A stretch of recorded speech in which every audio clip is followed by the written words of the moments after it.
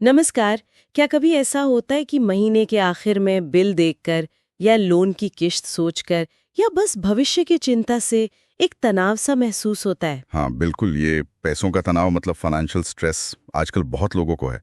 और ये सिर्फ जेब पर नहीं, मन पर, सेहत पर भी असर डालता है। बिल्कुल। तो आज ना हम इसी पर बात करेंगे।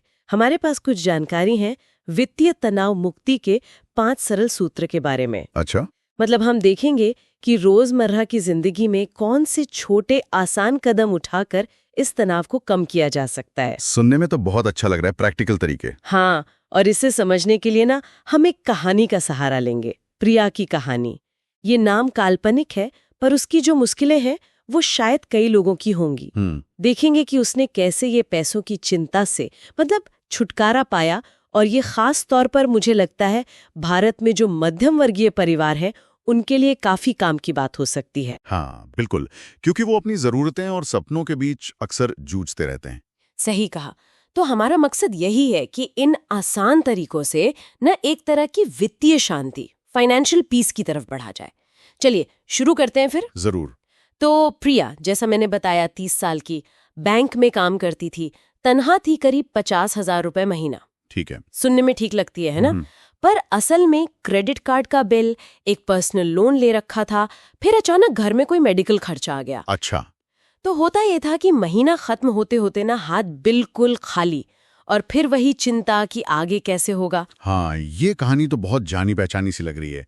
कई घरों की है। बिल्कुल। फिर उसकी एक सहेली मिली पुरानी, वो एक फाइनेंशियल कोच निकली। अच्छा, बढ़िया। उसने प्रिया को 5 आसान तरीके बताए, और एक मजेदार बात पता चली कि ज्यादातर तनाव पैसे की कमी से नहीं, बल्कि पैसों को ठीक से मैनेज ना कर पाने की वजह से होता है। ये बहुत पते की बात कही आपने। भारत में अगर देखें तो तनाव के कारण भी कुछ ऐसे ही हैं, जैसे कर्ज का बोझ बढ़ जाना। हाँ, क्रेडिट कार्ड, पर्सनल लोन। बिल्कुल। फिर बिना सोचे समझे खर्च करना, खासकर त्योहारों पर या दिखावे के चक्कर में। महंगाई तो है ही, जो बचत की कीमत कम करती जाती है। फिर वो सामाजिक दबाव कि पड़ोसी ने ये ले लिया, रिश्तेदार ने वो कर लिया। हाँ, तुलना करना। और सबसे बड़ी बात, इमरजेंसी के लिए कोई तैयारी ना होना, कोई फंड ही नहीं। सही। तो वो 5 तरीके क्या थे जिनसे प्रिया को मदद मिली? पहला था अपने खर्चों को समझना, और फिर एक बजट बनाना। बजट, हाँ, ये पहला कदम है। इसमें वो 50-30-20 वाला नियम काफी चलता है। मतलब 50% पैसा जरूरतों पर, जैसे घर का किराया, राशन, बिजली बिल। हाँ, फिर 30% इच्छाओं पर, जैसे बाहर खाना, घूमना, शॉपिंग, और बाकी 20% बचत या निवेश में या कर्ज चुकाने में। तो प्रिया ने अपनी 50,000 की तनख्वाह को बांटा। करीब 25,000 जरूरतें, 15,000 इच्छाएं, और 10,000 उसने बचत या कर्ज के लिए रखे। देखिए, 50-30-20 एक अच्छा फ्रेमवर्क है शुरू करने के लिए। वैसे बिल्कुल पत्थर की लकीर नहीं मानना चाहिए। अच्छा। हाँ, मतलब असल जिंदगी में, खासकर अगर आप बड़े शहर में रह रहे हैं, तो हो सकता है किराया या घर की ईएमआई ही आपकी 40-50% तनख्वाह ले जाए। हाँ, ये तो है। तो फिर जरूरतों का हिस्सा बढ़ जाएगा, इच्छाओं को शायद थोड़ा कम करना पड़ेगा। जरूरी ये है कि बजट आपकी सच्चाई के करीब हो, तभी वो टिकेगा। पर हाँ, ये अपने पैसे पर लगाम कसने का पहला कदम जरूर है। बिल्कुल सही कहा। अच्छा, बजट के बाद दूसरा कदम क्या था? इमरजेंसी फंड बनाना। हाँ, ये बहुत बहुत जरूरी है। मतलब कम से कम 6 महीने के जो आपके जरूरी खर्चे हैं ना। सिर्फ जरूरी खर्चे? हाँ, सिर्फ जरूरतें, जैसे किराया, खाना, बिल, उसके बराबर पैसा अलग रखना। प्रिया ने धीरे धीरे करके करीब 3 लाख रुपए जमा किए। वाह! और ये पैसा रखा कहाँ? मतलब एकदम से जरूरत पड़े तो? ऐसी जगह जहां से आसानी से और जल्दी निकल सकें। जैसे कोई लिक्विड म्यूचुअल फंड होता है, उसमें 1-2 दिन में पैसा आ जाता है, या फिर बैंक की एफडी या सामान्य सेविंग्स अकाउंट में भी रख सकते हैं। मकसद बस ये है कि अचानक कोई जरूरत आ पड़े तो कर्ज ना लेना पड़े। और ये वाकई एक सुरक्षा कवच जैसा है ना? जैसे कोई मेडिकल इमरजेंसी आ गई तो ये फंड होने से तनाव बहुत कम हो जाता है। बिल्कुल। अब आते हैं तीसरे पॉइंट पर, कर्ज को संभालना, खासकर वो वाले लोन जिन पर ब्याज बहुत ज्यादा है। हाँ, बिल्कुल। जैसे क्रेडिट कार्ड का बकाया, उस पर तो सालाना 20%, 30%, कभी-कभी 40% तक ब्याज लग जाता है। बाप रे! तो इसको सबसे पहले निपटाना बहुत जरूरी है। इसके लिए ना 2 तरीके लोग अक्सर अपनाते हैं। एक, स्नोबॉल, यानी पहले छोटे-छोटे कर्ज खत्म करो ताकि मोटिवेशन मिले। अच्छा। या फिर एवलांच, यानी जिस कर्ज पर ब्याज दर सबसे ज्यादा है उसे पहले खत्म करो ताकि पैसे बचें। प्रिया ने शायद इन्हीं में से कोई तरीका अपनाया और 18 महीने लगे उसे, पर उसने क्रेडिट कार्ड का पूरा बिल चुका दिया। इश करना भूल जाते हैं या टालते रहते हैं? हाँ, ये भी होता है। तो ज्यादा ब्याज वाला कर्ज चुकाना पहली प्राथमिकता होनी चाहिए, इसमें कोई शक नहीं।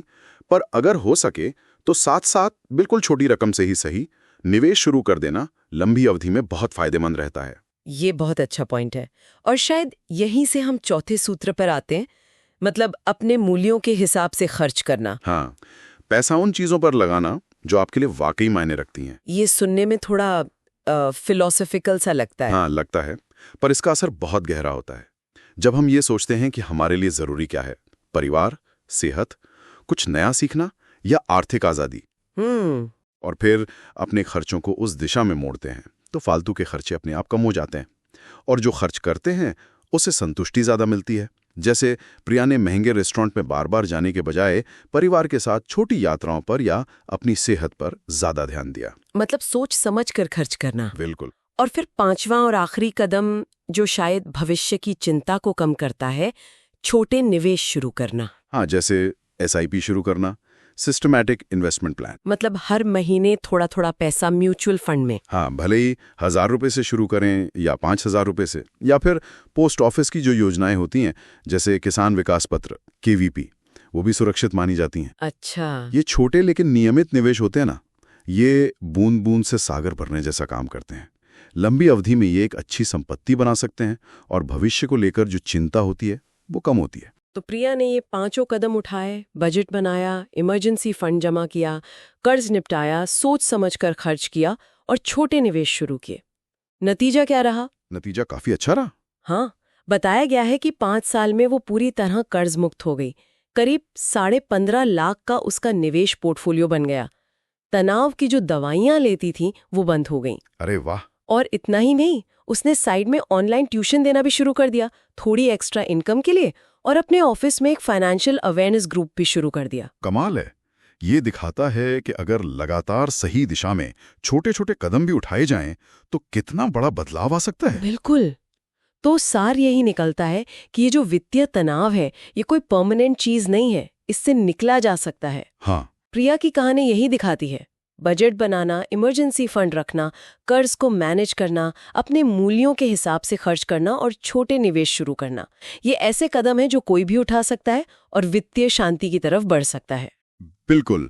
और यहाँ मैं एक सोचने वाली बात छोड़ना चाहूंगा। बताइए। कि जब कोई खुद वित्तीय शांति पा लेता है तो उसके बाद उस समझ को, उस ज्ञान को अगर दूसरों के साथ बांटा जाए तो समाज में इसका कितना बड़ा और सकारात्मक असर पड़ सकता है ना।